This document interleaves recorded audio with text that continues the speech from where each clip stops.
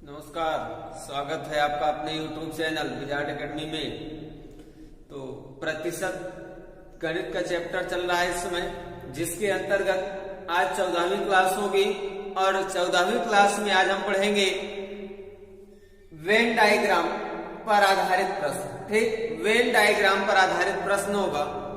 तो वेन आरेख पर कैसे प्रश्न बनता है, क्या उसका हल होता है, ये देखते हैं। ठीक, तो प्रश्न पहला आपके सामने है, पहला क्वेश्चन है। प्रश्न में दिखाई नहीं दे रहा है, इसलिए अपना प्रश्न हम अपने पास लिए। ठीक, प्रश्न है, एक नगर के सभी व्यक्ति अमर उजाला, दैनिक जागरण या दोनों अखबार पढ़ते हैं। उनमें से 65% लोग अमर उजाला पढ़ते हैं और 57% लोग दैनिक जागरण पढ़ते हैं। तो कितने प्रतिशत लोग दोनों अखबार पढ़ते हैं? ध्यान देंगे, नगर में जितने भी व्यक्ति हैं वो अखबार जरूर पढ़ते हैं। तो कुछ लोग ऐसे हैं जो अमर उजाला वाला अखबार पढ़ते हैं, कुछ लोग ऐसे हैं जो दैनिक जागरण पढ़ते हैं। तो ज्ञात करना है ऐसे कितने लोग हैं, ऐसे कितने प्रतिशत लोग हैं जो दोनों अखबार पढ़ते हैं, अमर उजाला भी और दैनिक जागरण। ठीक, तो ध्यान देंगे, इस टाइप के प्रश्न को हल करने के लिए जो कुल नगर की जनसंख्या होगी वह 100% के बराबर होगी। कुल जो जनसंख्या होगी वह 100% के बराबर होगी, इस बात को ध्यान रखें। चलिए, क्वेश्चन नंबर फर्स्ट है, इसका हल होगा।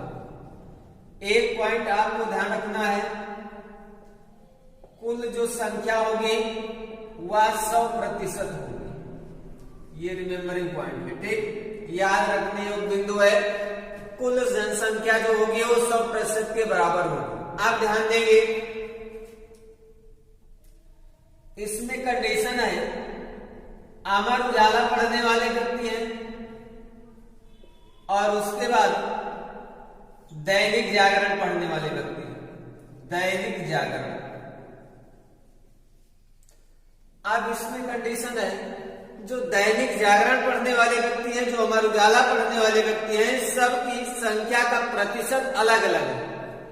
तो अमर उजाला पढ़ने वाले व्यक्तियों की जो संख्या का प्रतिशत है वह दिया गया है 57%। ये क्वेश्चन में है। ठीक, 57% व्यक्ति ऐसे हैं, 65% व्यक्ति ऐसे हैं जो अमर उजाला पढ़ते हैं, 65%, और 57% व्यक्ति ऐसे हैं जो दैनिक जागरण पढ़ते हैं। पूछा गया है कि कितने प्रतिशत व्यक्ति ऐसे हैं जो दोनों प्रकार के अखबार पढ़ते हैं।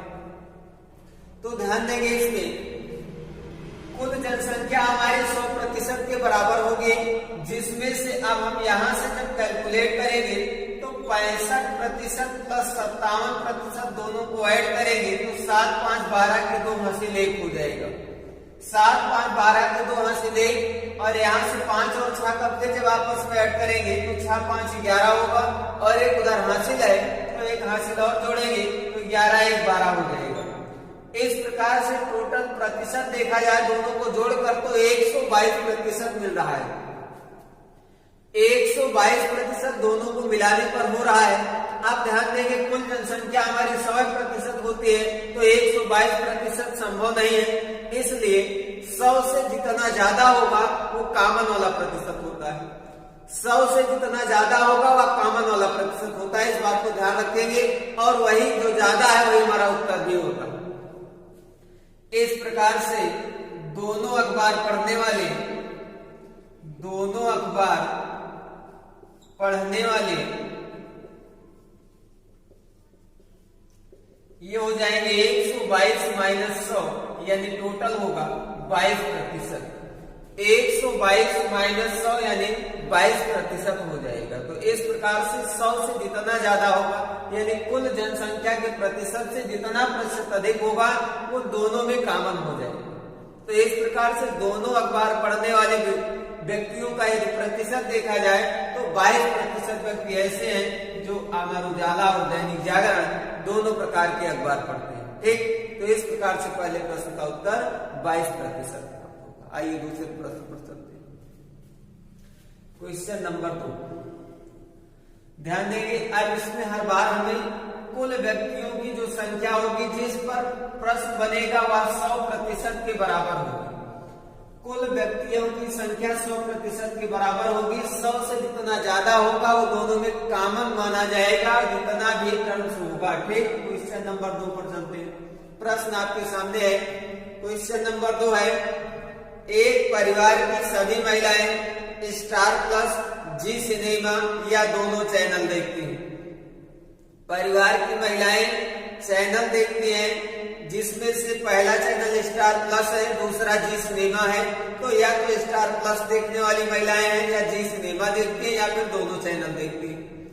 तो उनमें से 76% महिलाएं ऐसी हैं जो स्टार प्लस वाला चैनल देखती हैं और 44% महिलाएं ऐसी हैं जो जी सिनेमा वाला चैनल देखती हैं। तो प्रश्न है, कितने प्रतिशत महिलाएं ऐसी हैं जो दोनों चैनल देखती हैं? ध्यान देंगे, स्टार प्लस में 76% है, जी सिनेमा में 44% है।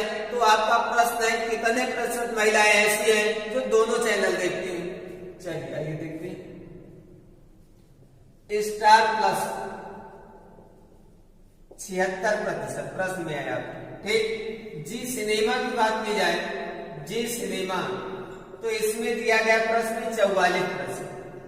अब इस प्रकार से यदि हम 76 प्लस 44 करेंगे तो हो जाएगा 6 प्लस 4 10 के शून्य हासिल 1, फिर ये हो जाएगा 7 प्लस 4 11 और एक उधर का हासिल यानी 12।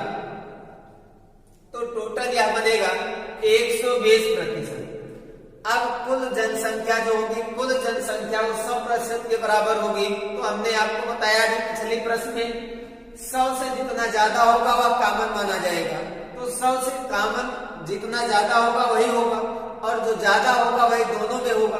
तो इस प्रकार से यदि बात की जाए, दोनों चैनल देखने वाली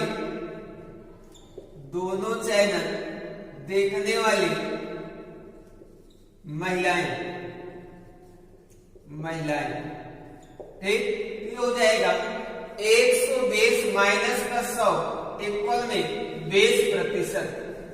20% महिलाएं ऐसी हैं जो दोनों चैनल देखती हैं। ठीक, तो 120 जितना ज्यादा है 100 से वही कॉमन होगा। तो 120 को हम 100 से माइनस करेंगे तो 20% हमारा ज्यादा है और जो ज्यादा होगा वही दोनों में कॉमन होगा। इस प्रकार से दोनों चैनल देखने वाली महिलाओं का यदि प्रतिशत देखा जाए तो 20% महिलाएं ऐसी हैं जो दोनों चैनल देखती हैं। ठीक, आइए अगले प्रश्न पर चलते हैं। क्वेश्चन नंबर 3, प्रश्न संख्या 3 आपके सामने होगी। उम्मीद है बात समझ में आ रही है, और नहीं समझ में आए तो कमेंट बॉक्स में अपनी प्रतिक्रिया जरूर दें, और यदि समझ में आ रहा है तो वीडियो को लाइक, शेयर और सब्सक्राइब जरूर करें। ठीक, क्योंकि ईमानदारी के साथ पढ़ेंगे तो नौकरी जल्दी मिलेगी, और ईमानदारी नहीं बरतेंगे तो फिर नौकरी पाने के बाद ईमानदार बनना जरूरी है। चलिए अगले प्रश्न पर चलते हैं। क्वेश्चन नंबर 3, आज तक चैनल द्वारा लालगंज शहर में एक सर्वेक्षण कराया गया जिसमें परिणाम यह प्राप्त हुआ कि 45% लोग सचिन को पसंद करते हैं, जबकि 60% लोग द्रविड़ को पसंद करते हैं एवं 10% लोग किसी को भी पसंद नहीं करते हैं। तो दोनों को पसंद करने वाले व्यक्तियों का प्रतिशत क्या है? दोनों को पसंद करने वाले व्यक्तियों का प्रतिशत क्या है यह ज्ञात करना है। कंडीशन ध्यान से समझिए। सचिन तेंदुलकर को पसंद करने वाले व्यक्तियों का जो प्रतिशत है वह 45%। राहुल द्रविड़ को पसंद करने वाले व्यक्तियों का जो प्रतिशत है वह 60%। लेकिन कुछ कंडीशन है। 10% व्यक्ति ऐसे हैं जो न तो द्रविड़ को पसंद करते हैं न तो राहुल उनको सचिन को पसंद करते हैं। ठीक, किसी को भी पसंद न करने वाले, किसी को भी पसंद न करने वाले व्यक्तियों का प्रतिशत, व्यक्तियों का प्रतिशत, तो 10% ऐसे हैं जो किसी को पसंद नहीं करते, ना तो सचिन को पसंद करते हैं ना तो द्रविड़ को पसंद करते हैं, यानी क्रिकेट में इंटरेस्टिंग नहीं है। साधारण सी बात हो गई। ठीक, अब ध्यान देंगे कुल संख्या 100% होती है। अब कुल संख्या 100% में 10% ऐसे हैं जो ना तो द्रविड़ को पसंद करते हैं ना तो सचिन को पसंद करते हैं। यानी कुल संख्या का यदि प्रतिशत देखा जाए, कुल संख्या तो 100 है, लेकिन 100 में यदि प्रश्न का आधार देखा जाए तो 10% शामिल नहीं है, यानी शामिल कितने हैं 90%। भाई टोटल 100% तो है, लेकिन इसमें से कंडीशन है 10% व्यक्ति ऐसे हैं जो इन दोनों में किसी को पसंद नहीं करते हैं, यानी जो हमारा प्रश्न है वो 90% पर है। प्रश्न का आधार 90% पर है, इसलिए जब हम यहाँ से कंबाइंड करेंगे दोनों को तो ये हो जाएगा 60 40 100 प्लस 5 यानी 105%। अब 105% तो हो गया।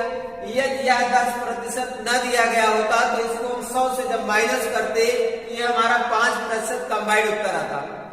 यदि यह 100% में 10% या वैल्यू न दी गई होती तो 105 माइनस 100 5% हमारा कंबाइंड उत्तर हो जाता। लेकिन 10% व्यक्ति ऐसे हैं जो ना तो द्रविड़ को पसंद करते हैं ना तो सचिन को, यानी प्रश्न का आधार हमारा कितना है 90% है।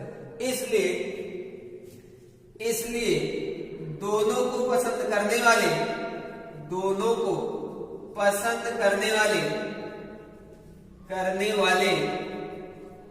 व्यक्तियों का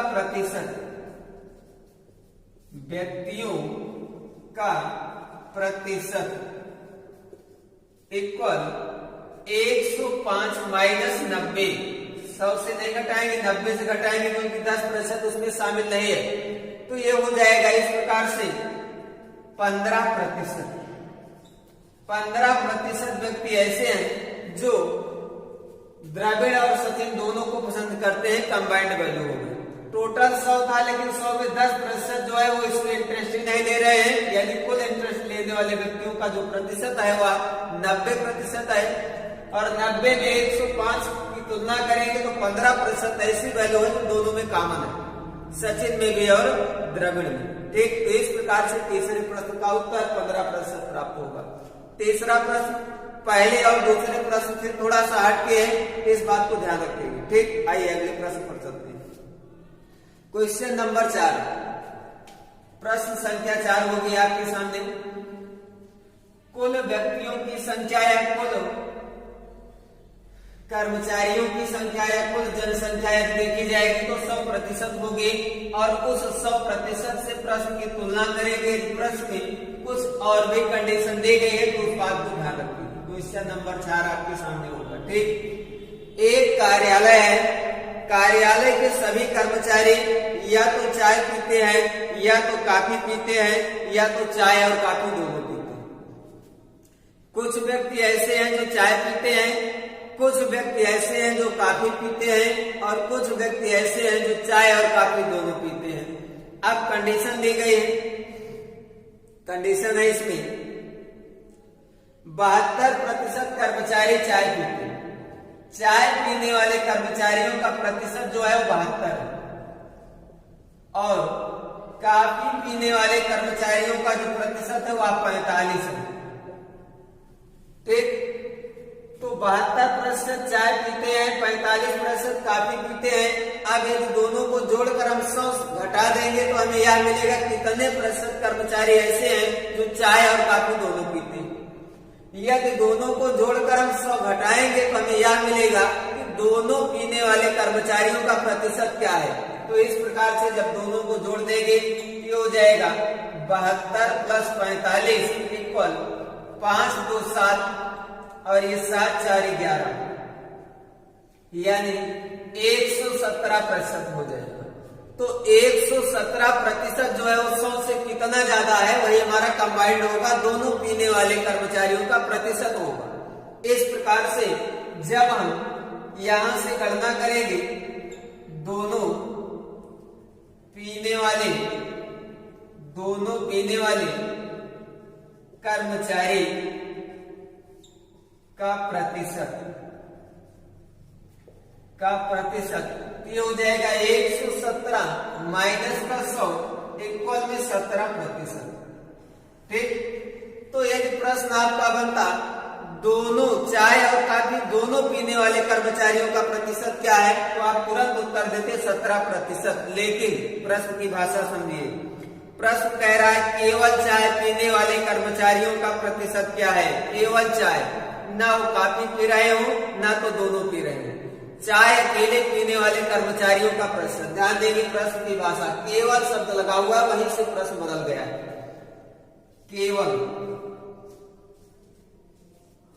केवल चाय पीने वाले कर्मचारियों का प्रतिशत, पीने वाले कर्मचारी। अब इसमें ध्यान देंगे, ठीक।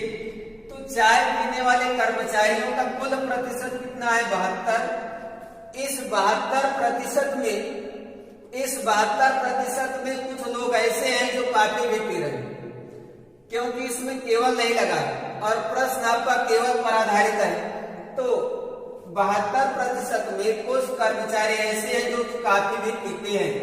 तो कॉमन वाली वैल्यू कितनी है, 17% ऐसे हैं जो चाय और कॉफी दोनों पीते हैं।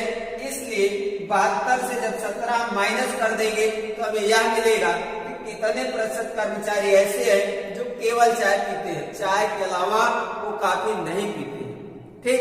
तो माइनस कर दिया जाए और माइनस करेंगे तो ये 2 से 7 नहीं घटेगा, एक इधर से उधार लेंगे, ये 12 बनेगा। 12 से जब 7 घटाएंगे तो 7 5 12 होगा, ये 5 हो जाएगा। अब यहाँ बच गया 6 और 6 से जब 1 कम करेंगे, 6 से जब 1 कम करेंगे तो हो जाएगा 5। इस प्रकार से ये हो जाएगा 55%। केवल चाय पीने वाले कर्मचारियों का प्रतिशत कितना आया, 55% हो गया, ठीक। अब बात ध्यान से समझेंगे, यदि प्रश्न में केवल शब्द लगा हुआ हो, यदि प्रश्न में केवल शब्द लगा हुआ हो तो प्रारंभ में दी गई वैल्यू से कॉमन वैल्यू को निकाल देंगे तो जो उत्तर आएगा वो केवल शब्द का उत्तर होगा, ठीक। केवल शब्द का उत्तर वह उत्तर होता है जो दी गई वैल्यू से कॉमन वैल्यू को घटाने पर प्राप्त होता है, वह केवल शब्द का उत्तर होता है। तो ध्यान देंगे, केवल शब्द लगा होगा तो प्रारंभ में जो भी वैल्यू दी गई होगी उसमें से कॉमन वाली वैल्यू को निकाल देंगे तो केवल वाला उत्तर हमें मिल जाएगा। बस प्रश्न यहीं पर थोड़ा सा डिफरेंस, ठीक।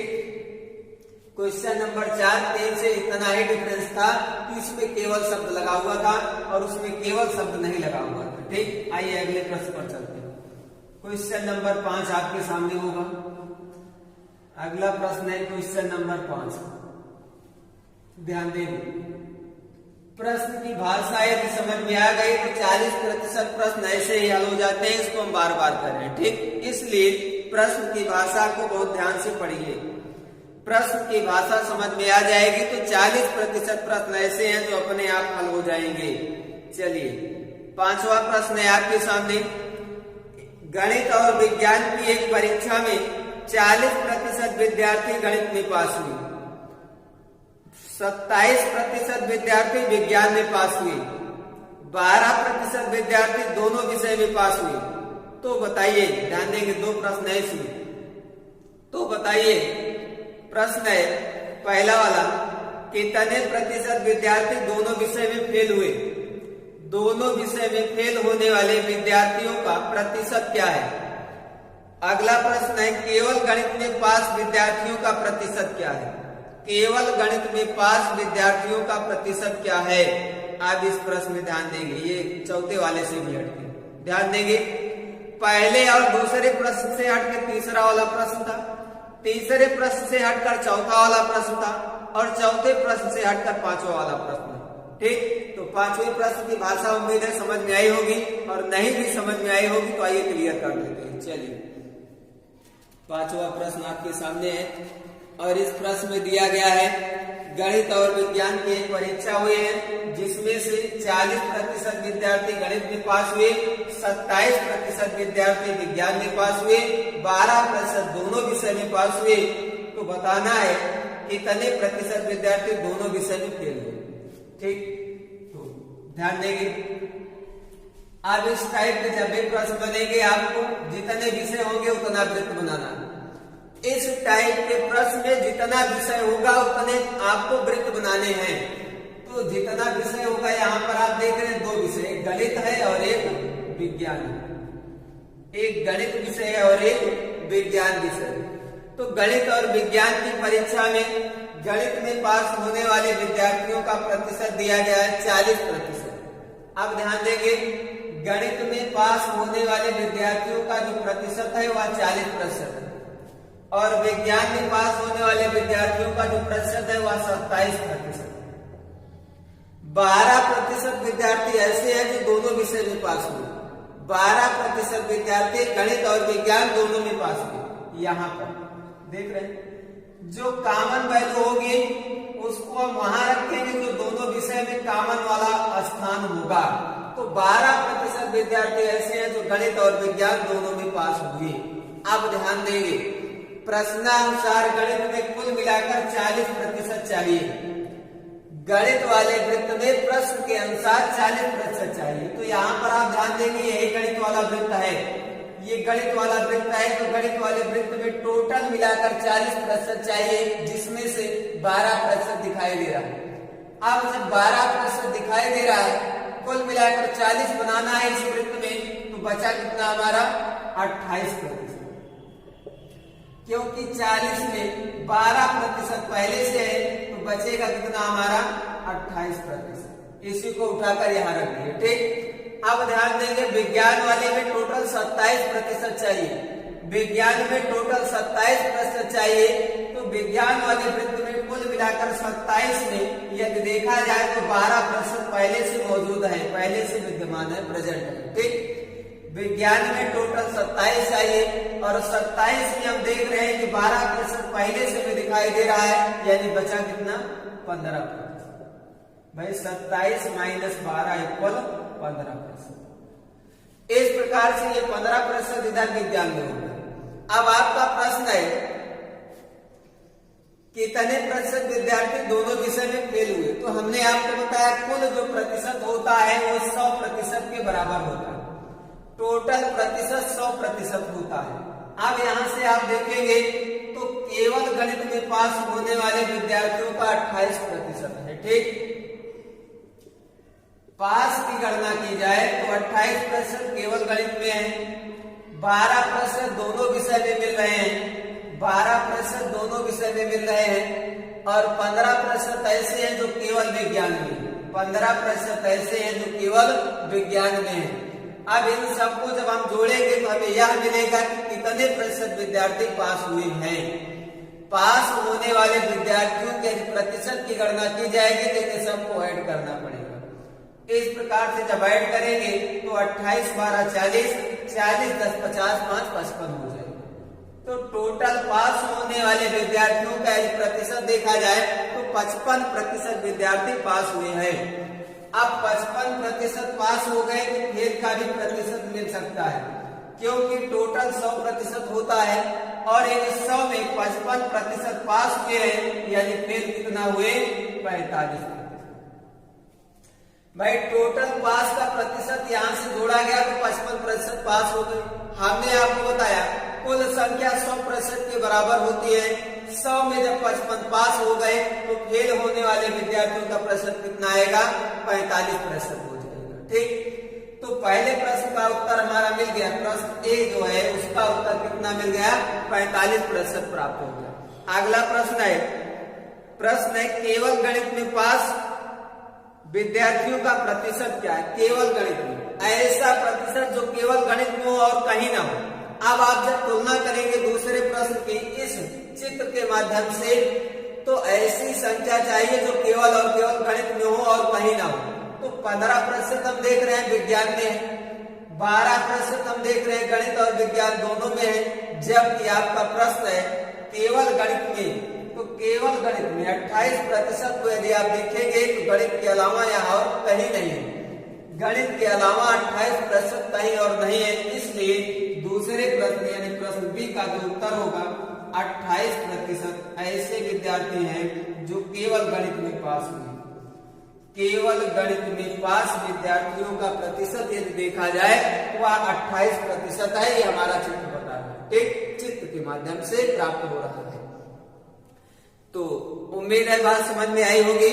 तो आज की क्लास यहीं तक, और वीडियो यदि अच्छा लगे तो लाइक शेयर सब्सक्राइब जरूर कीजिए और अपने दोस्तों तक भी इस वीडियो को शेयर कीजिए, वह भी सब्सक्राइब करें और हमारे क्लास को कंटिन्यू पाने के लिए बेल आइकन जरूर दबा दें। ठीक, तो आज की क्लास यहीं तक, धन्यवाद।